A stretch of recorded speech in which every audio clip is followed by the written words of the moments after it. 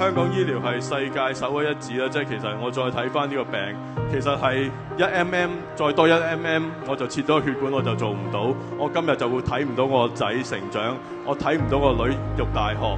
咁呢樣嘢都係要好感謝呢個醫療團隊，香港醫療團隊。好多謝教授，多謝局長，你救咗我。我希望我冇嘥咗你嗰一番心血，希望可以我為你個社會做翻少少嘢。多謝你。一個人有呢個病嘅時候，其實佢係好失落、好彷徨，我都可以感受得到嘅嚇。而事實上咧，就尤其是係話胰臟癌嗰個希望係比較差啲嘅。不過放心，而家嘅醫學越嚟越昌明，越嚟越進步嘅。佢個個案話俾我哋聽咧，雖然我哋話低到個存活率只有5%，但係每一個人都應該要有個信念，有個希望，你就係嗰5%嘅生存嘅人嘅。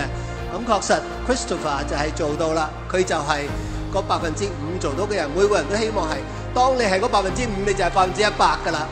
即係人生有幾多10年啊？咁啊，尤其是對一個確診胰臟癌嘅病人，所以今日好開心，我喺呢度同佢相認翻10年前嘅手術。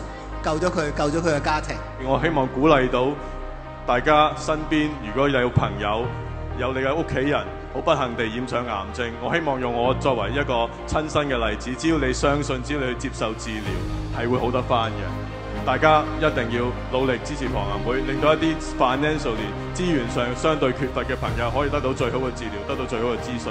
多謝咁多位，多謝。咁我用徐小鳳嗰隻歌。